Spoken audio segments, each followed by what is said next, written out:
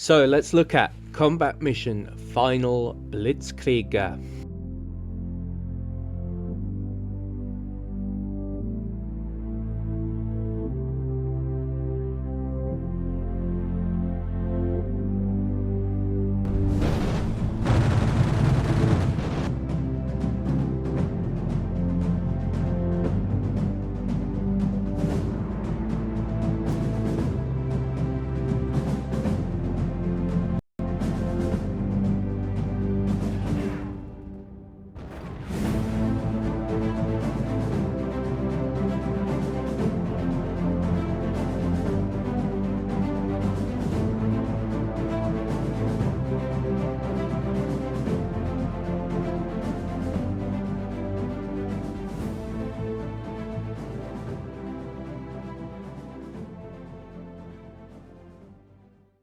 So this is an old series with a cult following that started out with stylized, cool and cutesy graphics. In recent times it's become a more sober and realistic simulation of war.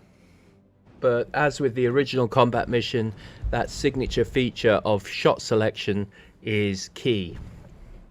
Not just predictable close combat, shooting and striking into the fog of war with the hope that you cause maximum carnage, and the payoff at the end of the map where you can review what you scored and what went well wide.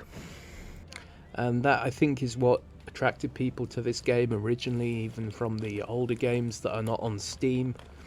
So they all run on the same engine, and a lot of people say the graphics look dated. I mean, you can be sure most of it is functional and runs smooth, but also they are low-key, really nicely detailed. If you actually take the time to zoom in on each individual piece of combat, all the little nuances in combat, if you do zoom in, you can see how the soldiers react to gunfire, what weapon selection they will use for different units, how a panicking unit might make a mistake. All these little attention to details bring the...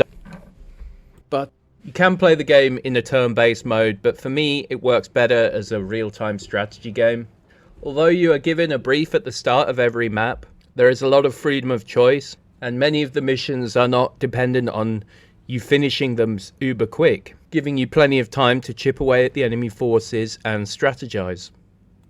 Just as in real warfare, you can succeed or fail in many different ways. And this ability to put your own stamp as general on a map is important and a good feature. And here is definitely one of the game's fortes, and that is having tactical freedom. There's a lot of ways to make your way across the map using trees, foliage and buildings as cover, or perhaps going a more open route using vehicles. Mission briefings are good for setting atmosphere, although they come in only text form, there's no voice acting. It's worth reading them because they give you detailed information and forewarn you of any particular hazards on the map. The key sort of antagonist versus protagonist clash of each map is usually a series of tactically crucial tank battles.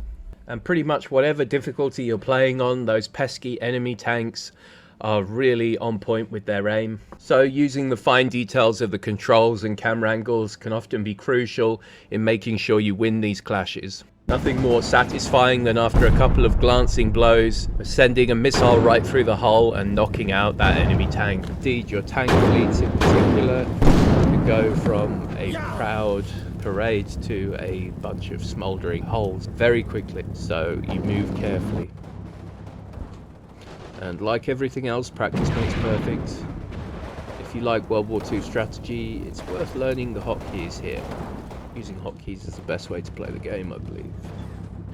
There is a tutorial mode, and the tutorial pretty much covers all the basics, but just playing the game, you will start to pick things up generally. Best campaign on this one, on Final Blitzkrieg, I thought, was the American one. This is the one that is primarily sort of advertised on the store page, but there are several good and detailed supporting campaigns as well.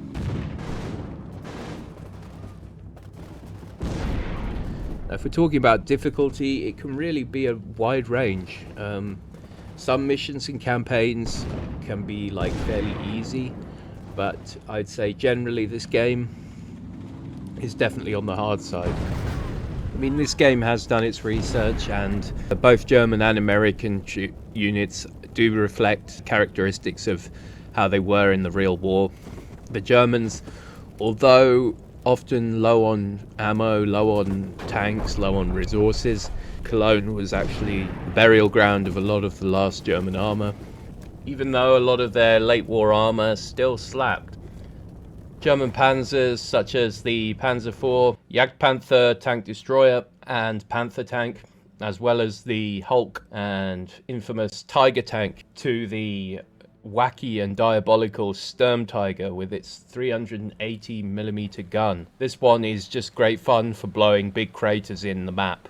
One of my personal favourites. Germans, as in real life, late on in the war, they weren't actually as desperate as you might think. Germany surrendered with still quite a large swathe of Germany under control. It was Berlin on the eastern side that was captured.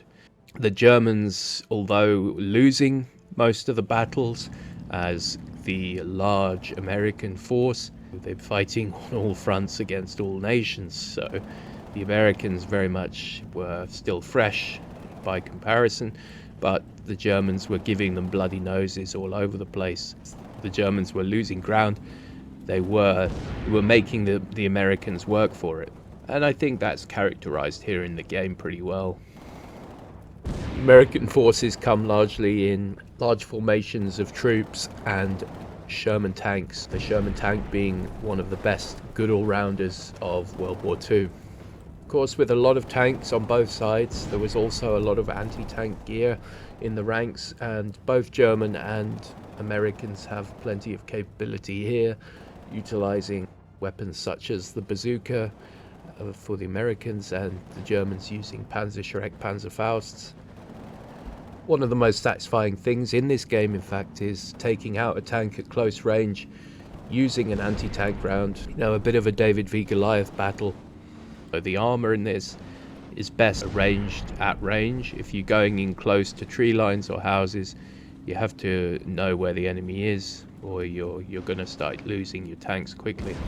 And that's one of the things that makes this perhaps unique to the other combat mission titles being at this period in the war. Probably the best German campaign is the one that aims to replicate the history of Kampfgruppe Piper and their late war charge behind American lines. Futile as it was in the end, it definitely gave the Allies a few headaches. So the title campaign is the American one, and certainly the tutorial campaign, which is American, is a good one to play at the start. Then you can move up to the epic. This campaign, Courage Conquers, as it's titled, it's very important to try and preserve your forces. As you will find out, the later missions are probably by far the hardest.